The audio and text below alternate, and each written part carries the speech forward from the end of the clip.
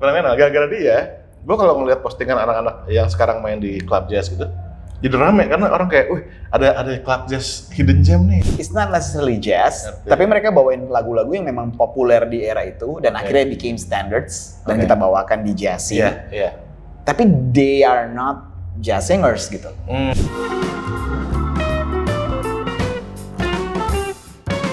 Halo teman-teman, kembali lagi bersama kita Indra Aziz dan Saya Berli Mahua. kita di apa Ber? Jazz Picnic Podcast. Wow, episode kelima. 5. Kita pelan tapi pasti. Pelan tapi pasti, Pelan itu tapi dia pasti. tuh. Ya. Konsisten lah penting kan. Soalnya emang kita kan jadwalnya sibuk ya, kita orang sibuk kan? Gila sibuk banget. Sibuk banget. Tapi emang beneran. Iya Emang beneran sibuk. Tapi Maaf yang ya. pasti kita harus make time buat jazz Indonesia. Benar. Supaya edukasinya tersampaikan. Itu dia, penting banget ya. Siap. Nah, dan topik episode 5 ini Yes. agak ngeri-ngeri sedap. Ngeri-ngeri sedip. Ngeri sedap ya dalam dunia jazz. Mudah-mudahan nggak menyinggung banyak orang ya gitu. Wah, terdepan aja udah Langsung, ya. menyinggung ya. Kalau tersinggung, singgung terus. Oke.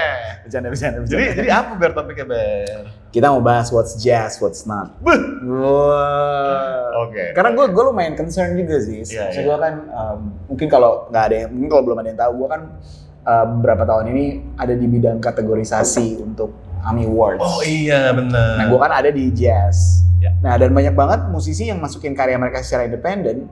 Tapi mereka masukinnya bener-bener tiba-tiba ada di kategori jazz. Padahal pas gue denger, ini gak jazz sama sekali gitu. I see. Padahal kan mereka yang masukin kan. Mereka yang masukin, betul. Berarti kan mungkin mereka nggak tahu bahwa itu bukan jazz. Mungkin mereka nggak sadar akan hal itu gitu. Jadinya menurut gue hal-hal seperti ini perlu kita bahas. Ya nggak sih? Setuju banget. Jadi menurut gua juga untuk ke depannya, karena kalau kita bisa bilang kurang lebih merasakan, oh ya ini jazz, jadinya perkembangan musik jazz Indonesia juga makin jelas nih Ben. Bener. Jadi arahnya nggak, lo kok belok gitu, lo gitu. Karena jadi concernnya juga kan yang kita pernah bahas juga kayak jazz festival di Indonesia kan. Makin kesini makin kesana. Makin kesini makin sana. Makin enggak, loh kok yang jazznya malah makin terpinggirkan. Bener. Dan gue kemarin baru denger cerita yang cukup menjedikan bro. Apa? Ada salah satu temen kita, musisi, ini gue denger curhatan lah. Oke. Si musisi ini curhat ke teman kita yang satu lagi. Sebenarnya kalau gue nanti ya abis ini gue cerita siapa nama-namanya. Cuman gue gak bisa sebut sekarang ya. Cuman orang ini sampai dia kayak, apa gue gak usah bikin karya lagi ya? Udah gak ada panggungnya juga gitu. Oh man. Karena dia ngerasa di jazz festival dia gak dapet space-nya buat dia perform. Oke. Gitu. Jadi kan lumayan Itu sedih. nyata tuh ya? Nyata, itu real. Dan teman-teman perjuangan kita juga yang sebenarnya cukup mengukir karya lah di Indonesia. Iya. Cuman jadinya ya itu kayak patah arang dia. Karena dia ngerasa dia nggak punya outputnya nih. Abis rilis album terus gue ngapain? Enggak. Benar. Nggak ada Bahkan jangan-jangan dia oleh market kita yang itu dianggap nggak jazz. Bisa jadi. Bisa jadi kan? Gara-gara definisi jazz sudah kemana-mana nih, udah kesono gitu. Bener banget. Oke. Nah, sebelum kita lebih dalam nih, Ber, kita mention dulu kali ya tempat kita bikin podcast ini. As always, kita ada di Parco. Parco ada di Cinere, teman-teman. Katakan mesti nyobain banget. Kita di sini selalu menikmati minumannya dulu karena masih pagi ya. Kita syuting pagi ini. Tapi teman-teman, makanannya jujur enak banget. Yes. Terutama smoke brisket. Langsung aja. Sama yang apa? Yang lidah tuh apa? Sambal matah ada Mesti juga. dicoba. Yes. Oke, Parco, thank you. Alright. Oke, kembali ke topik kita nih. Emang kalau menurut lo, kan jazz itu kan udah sangat berkembang kemana-mana nih, Ber. Kalau kita lihat nih dari swing, big band, bebop, hingga ada yang ngerok segala macam. Ya. Jadi gimana dong, Ber, cara kita determine, oh ini jazz nih. Kalau menurut lo gimana? Sebenarnya kita udah pernah bahas juga sih waktu itu ya, bahwa jazz itu ada 4 unsur yang paling penting, yaitu adanya blue tonality atau blue scale, ya kan, adanya swing feel, rasa yang mengayon, adanya syncopation. Karena kebanyakan jazz jarang banget hit di one-nya, maksudnya one, apalagi kalau di era swing ya, bebop gitu, satunya mereka kedengeran. And then tentunya harus ada improvisation. Nah kadang-kadang akhirnya those lines jadi blur sekarang, apalagi di Indonesia, karena Indonesia begitu denger chord major, jazz, atau denger instrumental saxophone, pasti jazz. Oke. Kalaupun nadanya nggak banget gitu misalnya. Jadi itu jazz banget tuh. Oke. Nah, gue pernah denger juga salah satu wawancara gitu. Gue lupa sih siapa yang ngomong, tapi dia menurut gue lucu juga. Dia jawabnya gini, untuk tahu yang mana jazz mana enggak, itu kayak lo mencicipi nasi goreng. Ada nasi goreng Cina, lo mungkin gak tahu isinya, isinya apa aja nih, bumbunya apa, tapi lo tahu nih nasi goreng Cina. Iya, itu lucu, itu analogi yang bagus banget. Itu gua rasa tahu karena lo udah segitu banyak dengernya, udah segitu familiar kayak lo denger berbagai era jazz, sampai lo bisa bilang, oh ini jazz, smells like jazz, tastes like jazz. Oke, jadi tadi lu bilang ada 4 elemen benar ya. Nah, tapi mungkin nggak sih musik yang sekarang itu misalnya, mungkin ada nih 4 elemen ini, tapi nggak jazz amat. Lo ada nggak sih kayak gitu? Soalnya kan kayak musik-musik pop zaman sekarang, anak-anak indie gitu, selalu pakai misalnya ada Major 7 gitu misalnya, atau tiba-tiba dia keluarin licks, tapi ya apa ya, somehow ngerti gak sih lo? Iya. Kok gue gak berasa jazznya gitu? Mungkin presentasinya kali ya. Mungkin dia punya 4 elemen itu, tapi kalau cuma kayak nyolek doang, kayak nggak bener-bener ada, nggak menjadi bagian penting, itu menurut gue juga kita nggak bisa anggap itu sebagai unsur ya, nggak sih? Kayak banyak sih teman-teman yang mau berkarya seperti itu menurut gue yang mengambil keempat unsur tersebut, tapi ya itu karena mungkin nggak terlalu kental dan nggak menjadi bagian esensial, akhirnya nggak. It doesn't sound like jazz. Iya. Mungkin juga karena feel-nya. Kayak lo tau kan anak jazz. Ini paling penting nih. Anak jazz, lo kasih lick rock, bunyinya juga tetap jazz. Setuju banget sih. Gue ingat banget kata-kata bokap almarhum ya, Om Benny gitu. Om Benny bilang, jazz itu bukan lagunya, tapi cara lo main. Caranya main. Iya nggak sih? Bener. Itu lo kasih licks jazz ke anak rock, bunyinya nge-rock. Iya. Lo kasih licks rock ke anak jazz, bunyinya jazz. Nah kalau lo sendiri di AMI Awards gimana? Itu ada siapa aja yang ngebantu lo di tim lo untuk? Oh, gue bareng sama Mbak Syahrani. Satunya yang paling dari dulu udah selalu ada di kategori itu Mbak Rani. Oke. Siapa lagi ya? Gue lupa sih. Cuman yang paling sering sih emang kita berdua sih. Tapi kalian berdebat gitu. Ini jazz Mbak, enggak ini bear gitu. Lumayan. Oh. Cuman it's a healthy debate ya. Oke. Maksudnya karena mungkin kita juga sama-sama punya pemahaman yang cukup luas kan Mbak Rani juga pengaruh rocknya juga kuat gitu kan. Jadi kadang-kadang kita ada diferensiasi di beberapa hal, tapi it's a healthy one gitu. Karena akhirnya kita jadi saling kayak gimana Mbak gitu. Jadi kayak jadi discussion gitu. Oke, apa yang terjadi kalau misalkan kalian sepakat, oke yang ini masukinnya sebagai jazz, tapi menurut kita ini nggak jazz, lo apain tuh? Lo pindahin kategorinya atau lo? Kan kebetulan jazz tuh sekarang kalau kayak di AMI Awards tuh ada tiga. Ada jazz, ada instrumental, ada vocal, sama ada contemporary jazz. Contemporary jazz maksudnya sebenarnya jazz yang lebih kekinian atau lebih terpengaruh sama musik-musik yang lebih luas. Nah, akhirnya biasanya kalau gue solusinya gue ke jazz kontemporer misalnya. Karena dia punya unsur jazz tapi dia nggak merely jazz, jadi gue taruh dia di jazz kontemporer. Ada yang pernah lebih nyakitin lagi. Ini tahun lalu jadi perdebatan karena bunyinya jazz banget sih. Tapi dia masukin unsur Jawa sama Bali gitu. In a sense kita jadi, masa kalau world music sih gitu. Oh iya, jadinya world music. Jadinya harus world music. Harus world music karena ada unsur etno. Iya, tapi in a sense pas gue denger, ini nafasnya jazz banget sebenarnya gitu. Nah itu kayak makan nasi goreng tadi. You can taste that it's jazz, tapi gue nggak bisa masukin dia di jazz nih, gimana nih gitu. Iya. Nah, sementara, ini menarik nih. Karena ada satu lagunya Kenny Garrett, bro. Delta Bali Blues. Yes. Melodinya gini. Iya. Sudah.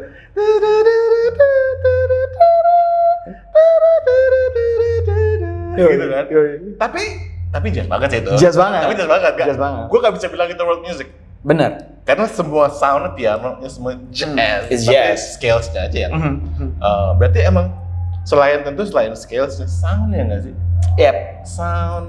Sound bener sih, sound wise. Touch. Ya contohnya kayak lagu yang tadi gue bilang ini, kenapa gue berjuang banget pengen masukin mereka di jazz? Karena it sounds jazz. It doesn't sound world, ngerti nggak? Ngerti. Cuman hanya karena ada unsur etnonya terpaksa nih harus di world gitu. Kayak gue nggak rela gitu pada masa itu. Dan akhirnya gue ngotot gue masukin dia di jazz kontemporer. Apakah itu lebih ke beatnya atau harmoninya atau apa nih? It's the lines. Jadi kayak ada bebop feel-nya gitu. You know. Wah. Those language. Nah menurut gue kan itu kan salah satu yang paling penting ya kalau kita bicara Benar. Jazz kan nafas, language how they tell the story itu jauh lebih penting daripada lines-nya, daripada melodi atau notes-nya kan. Oke. Ya nggak sih? Oke. Benar. Dia punya language, dia punya accentuation yang berarti itu kan sebenarnya urusannya sama syncopation juga kan. How they feel in the 2 and the 4 gitu. Gue mau ini lanjutin. technical nih, sorry. Ini technical. Tapi gue mau lanjutin percakapan kita ke mulai nyerempet nama nih, Bel. Oke. Gimana tuh? Tapi mungkin ini ya nama yang memang semua orang juga udah tahu bahwa ini pasti diperdebatkan. Kenny Garrett kan maksudnya? Oh bukan. Salah. Nah itu dia deh. Kenny Goldberg. Oh bukan juga. Itu. Kalau anak jazz taunya Kenny G begitu ya. Iya. Tapi kita ngomongin the real Kenny G yang benar-benar yang main giant steps tapi pakai satu not. Nah itu dia ya. Itu jangankan di kita Ber, di luar negeri pun di dunia orang kayak jadi bahan bercandaan. Iya. Tapi istilahnya ya kalau kita gue lihat gitu kayak postingan dia latihan gitu. Jago banget. Jago banget ya, Kenny G parah jago banget. And fun fact, nggak banyak orang tahu bahwa sebenarnya Kenny G itu anggota pertamanya Jeff Lorber Fusion. Oh iya? Yes. Waktu dia under the name-nya Kenny Gorlick. Wow. Waktu dia pertama kali bikin album pakai nama Kenny G itu tahun 80-an, dia masukin lagu-lagu yang cukup jazz pada maksudnya cukup standards. Oke. Tapi dengan style 80-an music gitu, kayak new wave gitu. Jadi kayak gue lupa dia bawain apa Footprints apa Little Sunflower gitu, tapi dibikin aransemennya kayak 80s new wave gitu. Jadi dia emang daripada masa itu tuh dia kayak transition dari jazz musician yang dan dia main tenor kan awalnya kan. Di Jeff Lorber Fusion itu dia main as Kenny Gorlick tuh dia mainnya tenor, and then dia pindah mulai bikin yang lebih popish, terus kayaknya duitnya banyak kali di situ ya kan. Terus dia mulai pikir, kenapa gue ribet ya gitu kali ya. By the way, Kenny G itu album Natalnya men, lu kalau denger itu jazz banget. Iya tahu. Album Natalnya jazz banget. Main tenor juga kan? Main tenor dan solonya jazz banget semuanya gila. Gue ingat karena Bass G pernah ngulik all the lines tuh, gila nih orang jago banget men gitu. Ternyata Kenny G jago banget, emang dia main jazz, menurut gue dia pemain jazz yang kuat, cuman ketika berkarya dia memutuskan kayak ya gue harus dibayar nih, cicilan belum lunas. Betul. Ya. Jadi kalau misalnya nih Kenny G masukin ke AMI Awards, lo taruh mana? Gue selalu tergantung karya. Oh, tergantung karyanya, tergantung that particular karya. Kayak contoh gini, ini agak off topic dikit, tapi contoh Endah Reza tuh kan terkenal dengan folk, ya kan, acoustic music lah gitu. Tapi waktu mereka bikin album yang tahun 2000 berapa tuh ya, mereka bikin album yang lumayan gospel funk gitu. Ya gue masukin mereka di funk, soul R&B. We are the people, we are the world. Karena bunyinya bukan folk. Jadi tergantung yang lo masukin apa lagunya dan karyanya. Kalau Kenny G tonene, gue masukinnya pop instrumental. Iya dong. Tapi banyak yang nyangka itu jazz, Ber. Nah itu dia tuh. Nah, sedih sih. Cukup sedih sih gue. Oke, sekarang gini ya, gue coba memposisikan diri gue sebagai orang yang nganggap itu jazz. Iya. Loh, Mas Billy, ini kan saxophone, ya kan? Benar. Udah gitu instrumental. Betul. Ya kan? Udah gitu apa ya? Romantis. Benar. Oke. Kok ini nggak jazz? Coba kita bahas dari segi teknikal. Saxophone itu awalnya tidak diciptakan untuk musik jazz. Masa? Kalau lihat semua poster jazz itu memang identik. Mas, memang identik mas, tapi sebetulnya enggak mas. Harusnya buat musik klasik mas. Wah, iya. Enggak dong, klasik biola. Wah, itu kan yang sekarang mas. Udah jadi perdebatan gitu. Tapi iya maksudnya, karena orang identiknya gitu kan. Kayak jazz tuh instrumentasi paling utamanya saxophone. Cuma menurut gua kan, again how they play di language-nya kan. Kayak contoh kalau tadi kita bahas lagu yang tadi, bahkan gua nggak pernah tahu lo judul lagu itu. Itu judulnya apa? Gue juga nggak tahu. Gue juga nggak tahu lagi. Tapi selalu dengar tahu. Itu kan nadanya pop banget sih menurut gue. Pop abis. Sangat pop. Language-nya juga nggak ada language jazz-nya at all. Chords-nya juga very basic. Beat-nya juga very basic. Jadi menurut gue itu ya sadly to say emang itu nggak bisa dikategorikan sebagai jazz music. It's just instrumental ballad. Tapi ballad yang bukan jazz gitu ya, ballad pop ballad gitu. Ya nggak sih? Bener. Oke, kalau gitu yang agak lebih spicy deh dari Kenny G ya. Contohnya fusion. Bukan. Nah, ada satu yang gue respect banget. Eric Marienthal, bro. Eric Marienthal, oh man, that guy. He's special man. Nah itu dia. Gue kan masuk ke Eric Marienthal itu karena fusionnya. Cikorea. Iya kan? Cikorea Electric Band. Yes. Bahkan bukan Cikorea, gue yang istilahnya lebih ngepopnya. Pertama kali gue masuk ke Eric Marienthal. Oh, pertama kali masuk, oke. Tapi pas gue lihat video-video dia, ternyata dia main musik Korea. serem men. Iya. Lu tau gak sih, gue pertama kali tahu Eric Marienthal waktu dia remake lagu Widuri. Hah? Dia pernah remake lagu Widuri, men. Maksudnya? Lagu Widuri. Kok Dia bisa? remake sama dia saxophone. It was years ago, zaman Jack Jazz Festival. Oh. Kayaknya to get that larger crowd di Indonesia, dia rekam lagu itu. Gue kayak, Wah, who's this guy benar, gitu, Eric gitu. Marienthal. Pada masa itu kan kita taunya Kenny G sama Dave Koz. Iya, benar. Terus dia datang tuh jadi one of the line up tahun 97 atau 96 gue lupa. Terus kayak, siapa sih Eric Marienthal? Gue tuh gak ngeh kalau dia Chicorea Electric Band ya. Karena Chicorea kan kita taunya Chicorea, Dave Weckl, Gilbert Itucci gitu. Gue gak tahu kalau si Frank Gambale masih Eric Marienthal kan orang jarang tahu namanya gitu. Iya. Cuma pas gitu Widuri terus lagu gini, lagu Widuri oke lah, kayak the next Dave Koz gue pikir. Iya. Terus pas gue kulik, ternyata dia Chicorea Electric Band. Sangar. Tapi oke, kalau gitu kalau Eric Marienthal jelas berarti ya. Nah, kalau Dave Koz gimana? Lo pernah dong ngejam sama Dave Koz? Pernah nggak? Kalau Java aja kan bukan pernah datang ya? Berapa kali datang? Gue pernah ngejam ya? Berapa kali kan pastinya kan? Enggak, kayak belum pernah ngejam. Atau yang lo main sama itu ya? Siapa? Waylon. Lo kan lo bikin rekaman tuh. Kemana? Sama itu lo Ber, yang Siapa? Ezra Brown, Everett Harp. No, sebelumnya lagi. Pokoknya ada deh. Dia lagi-lagi ya pemain saxophone suka bikin karya-karya yang ngepop gitu ya, yang musik-musik apa ya? Ya musik-musik easy listening lah ya. Elevator music. Gue mau nyebut elevator music Gak enak hati. Ya udah sih. Kita ngomongin tadi ya dari kan instrumen-instrumen yang memang jazz ya. Saxophone. Oke. Pemain trompet juga ada beberapa yang kayak gitu kan. Sekarang gue mau ngomong spesifik nih ke penyanyi nih. Ini wajib kita bahas. Kita pernah ngomongin sebenarnya. Ya. Levey. Hai Levey. Sorry, cara nyebutnya gimana sih? Levey. Dia 2 tahun datang berturut-turut loh. Special show loh. Tapi dia bikin penonton Indonesia hafal skate singingnya, Bel. True. Iya kan? Oke. I have no problem with that. Betul. Menurut gue bagus dia ke bawah. Bagus ya? Gila penontonnya Gen Z semua, men. Itu semua ya. Yang kayak nggak kenal jazz, tiba-tiba Betul. cuma buat nonton dia sih emang. Tapi bener loh. Fenomenal. Gara-gara dia, gue kalau ngeliat postingan anak-anak yang sekarang main di club jazz gitu, jadi rame karena orang kayak, wih ada club jazz hidden gem nih. Karena mereka, ya kan? Oke. Walaupun salah semua informasinya. Sorry ya. Agak. Tapi nggak apa-apa. Gue tertarik sama yang Adam Neely pernah bilang ya, Levey itu dia nggak jazz. Iya, dia Itu American mid-century pop. Iya, mid-century pop. Mid-century pop. Nah, ini dia.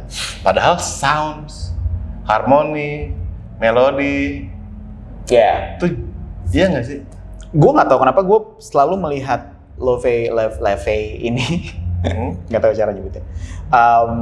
Gue kayak ngelihat Rod Stewart waktu bikin album American Songbook. Selalu gue ngeliatnya ke situ. Kayak Robbie Williams. yeah, it's not necessarily jazz, tapi mereka bawain lagu-lagu yang memang populer di era itu dan akhirnya became standards dan kita bawakan di jazzing.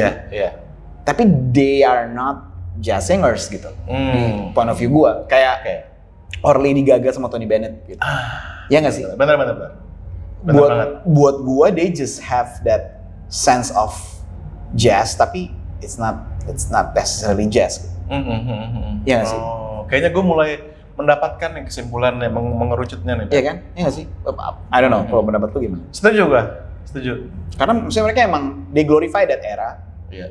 That mid-century era yang memang musiknya seperti itu semua dan dapetin retronya. Iya. Bahkan fun fact waktu kita bikin musik, bikin kategorisasi AMI, kita sempat kita bikin ya kategori baru namanya retro. Gitu. Oh. Karena begitu musiknya Nonaria misalnya, kadang kita bingung mau kategorize. Kita tahu banget Nesya Ardi, she's a jazz singer. Dia jazz gila. Period. Tapi waktu dibikin sama Nonaria kan dia sebenarnya a touch of jazz, a touch of retro music, a touch of 60s ya kan. Bener, Jadi bener. dia glorify that era gitu. Iya. So kadang-kadang kita confuse juga kita masukin di mana ya gitu. Walaupun ujungnya pasti masuk di jazz kontemporer sih. Tapi maksud gue ya. Oke. Kalau gitu gini ya. Coba kita come up with the bukan solusi ya, tapi semacam kesimpulan lah buat teman-teman yang nonton juga nih. How mereka bisa bilang, oke, gue lagi dengerin jazz.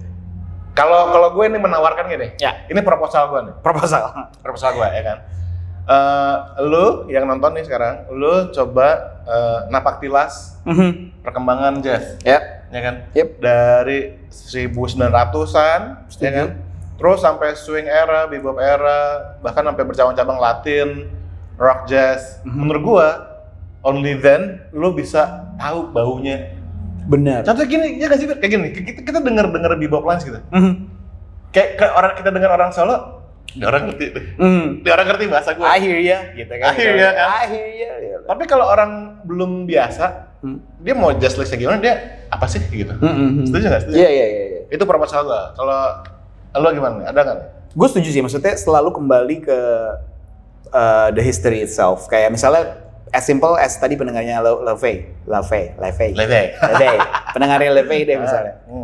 Mungkin bagus kalau mulai ngulik, sebelum Levey siapa ya gitu, berapa tahun sebelumnya gitu, ya nggak sih? Kayak misalnya lu dengerin, I don't know, mungkin ini terlalu jauh sih, tapi kan kurang lebih yang membawa era-era itu kayak Amy Winehouse misalnya, mundur lagi nanti siapa misalnya, Nancy Wilson kayak mundur lagi, Ella Fitzgerald, Billie Holiday, sampai ketemu, this is how the music sounds tahun segitu gitu. Berarti gini, gimana tuh? Kalau lo suka Levey, lo mau nyanyi kayak dia, lo jangan dengerin dia, tapi lo dengerin yang dia dengerin. Yang dia dengerin, setuju gua. Trace back, setuju banget. Iya. Setuju banget. Gue dulu pernah ngobrol sama Om Idang, Rasidi almarhum. Beliau bilang kalau kamu suka dengerin John Scofield, kamu jangan cuma dengerin John Scofield, kamu dengerin John Abercrombie. Karena dia duluan daripada John Scofield, dan John Scofield ngefans sama dia gitu. Oh iya. Itu nice banget sih. Waktu gue denger itu kayak, make sense juga sih.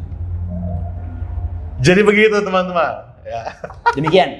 Nah, soalnya juga kemarin juga nggak cuma buat pendengar nih, ini buat penyelenggara pemilik kafe, pemilik restoran. Kadang-kadang mereka WhatsApp gue, gue pengen tahu dong, ini jazz bukan gitu. Benar. Di tempat gue ada jazz misalkan.